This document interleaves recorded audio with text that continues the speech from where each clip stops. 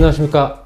벌써 세 번째 시간이에요. 부동산 방송이나 아니면 부동산 시행 또는 부동산 관련된 내용들 여러 가지로 이제 축약을 하고 또 저만의 또 객관적인 또 기준을 가지고 말씀을 드리고 있는데 박 PD의 부동산 매거진, 저는 강남 부동산 투자 길잡이 박영신 소장입니다. 오늘은 좀 간단하게 좀 가벼운 주제를 가지고 한번 말씀드려 보겠습니다. 지금 현재 여러분들 몇 평형에 살고 계십니까? 지금 살고 계신 거주 평수가 몇 평 정도 되십니까?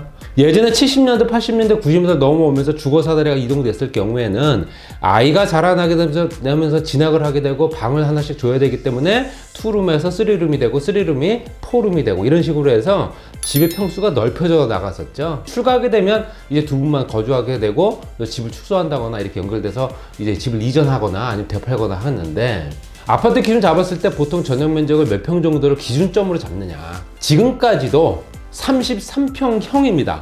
33평형이 전용 면적이 25.7평. 그러면 결론적으로 이 평수가 무슨 평수냐? 이게 국민주택 규모라는 겁니다. 25.7평에 방 3개 정도, 요즘에는 방이 한 4개까지 나오고 화장실 2개 들어가는데, 요게 딱 우리나라 대한민국 국민들이 거주하기가 전혀 불편하지 않고 또 편의성도 좋고 또 쾌적하게 거주할 수 있다는 면적입니다. 이게 언제부터 시작됐느냐? 박정희 대통령 때부터입니다. 우리 얼마 전까지만 해도 몇 평방미터는 솔직히 귀에 익숙하지 않습니다. 그게 몇 평이지? 평으로 주로 많이 따졌었죠. 2007년도부터는 도량령이 이제 개선이 되면서 실제적으로 이제 평보다는 평방미터를 써라 이렇게 이제 바뀐 건데, 73년도에 제정된 건설촉진법에 따라서 실제적으로 85제곱미터 25.7평을 주로 사용을 했다. 이 기준이 뭐냐면 1975년도 기준으로 따졌을 땐 가구당 가구원 수가 보통 5.2명, 5명 정도가 거주하기에 가장 쾌적한 면적이 얼마냐?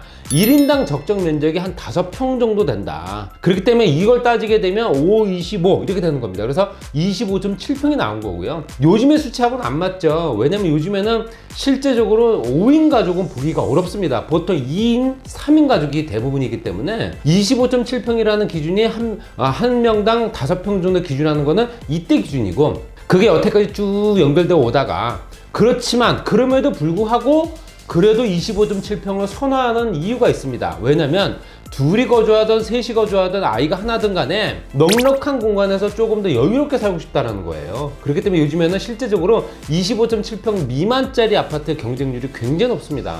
여기서 우리가 좀 짚고 넘어가야 될 부분이 뭐냐면, 전용 면적, 공급 면적, 분양 면적 너무 헷갈립니다. 이거 알고 있는 사람도 있지만 사실상 대부분 다 모르실 거예요. 내가 아파트를 공급받거나 했을 때 공급 면적, 분양 면적, 실사용 면적, 전용 면적부터 해서 이게 면적이 어떤 거가 될 거냐라는 걸 정말 모르는 경우가 많거든요. 간단하게 정리해 드릴게요. 공급 면적은 전용 면적과 주거 공용 면적이 합쳐진 거예요.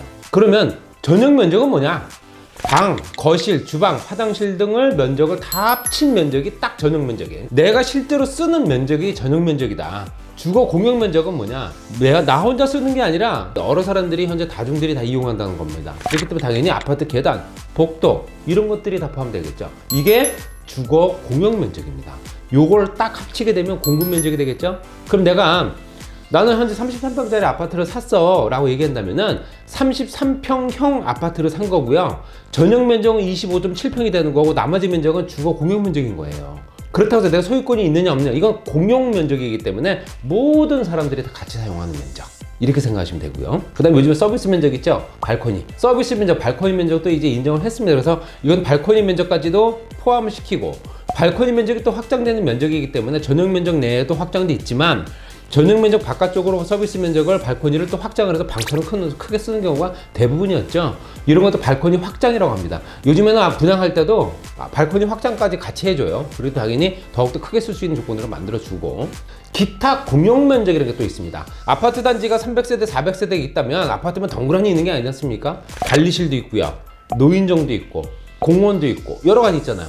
이걸 또 합친 게 기타 공용 면적. 그러니까 실제적으로 우리가 아파트를 공급받았을 때는 공급 면적이 얼마냐라고 따졌을 때 전용 면적과 주거 공용 면적, 아파트 복도 계단을 따진 게 요 면적이고, 그러면 전체적으로 크게 보게 되면, 그러면 엘리베이터부터 다 포함해서 뭐 지하에 있는 주차장 공간까지 따졌을 때 이것까지 따져서 기타 공용 면적이 되는 겁니다. 그래서 공급 면적과 거기에 기타 공용 면적이 합쳐진 게 계약 면적이 되는 거예요.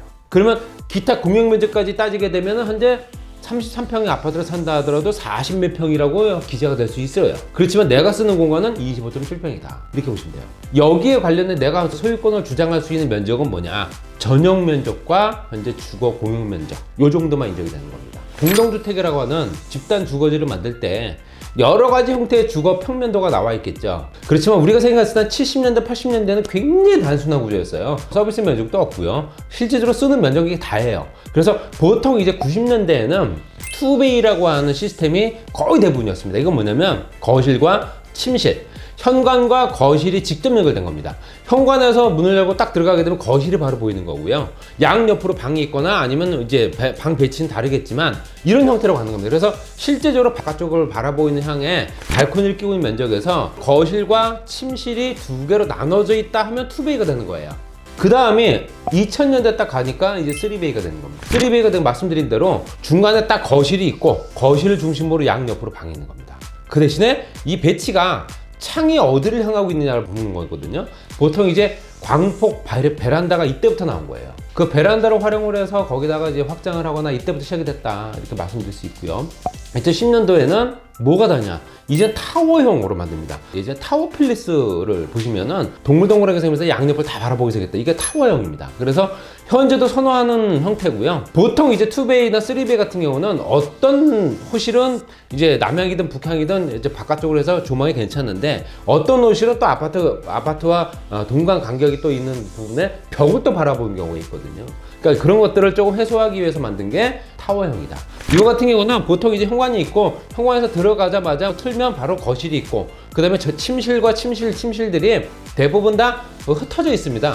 흩어져 있다 보니까 거실 공간이 굉장히 넓게 활용이 가능하고요. 거기 이제 주방과 같이 연결되는 부분도 있다, 이렇게 보시면 될 것 같고, 지금 현재 대세를 이루고 있는 게 판상형입니다. 판상형 4베이 같은 경우는 보통 이제 말씀드린 4베이이기 때문에 침실이 하나 더 있다는 얘기겠죠. 침실과 침실, 그 다음에 거실, 그 다음에 침실, 이런 형태로 가는 거예요. 굉장히 잘 활용을 하는 그 공간들을 많이 만들어놨, 그 파우더룸이라든가 요즘 아파트들 굉장히 잘 지어놨거든요. 소재도 굉장히 좋고요. 물론 부실도 있긴 하지만 요즘 젊은 세대들이 가장 선호하는 형태입니다. 작은 주택이긴 하지만 커 보이는 걸 좋아한다는 얘기예요.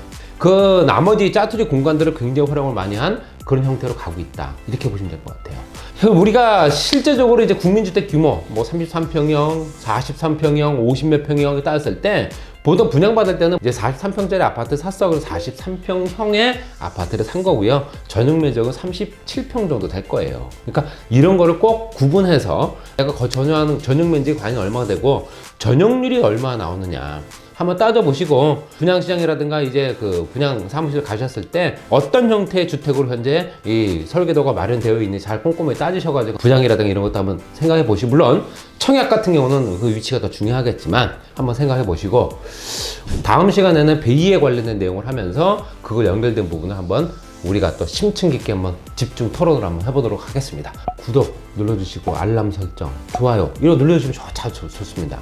방송하는데 정말 신나서 할 것 같아요. 그리고 뭐 세미나라든가 상담이라든가 이런 건 언제든 열려 있으니까 현재 그 채널을 통해서 신청을 하시면 되니까요. 부담 갖지 마시고, 비용은 없습니다. 무료로 상담 가능하니까 그런 부분은 참고해 보시고요. 다음 시간에 뵙겠습니다.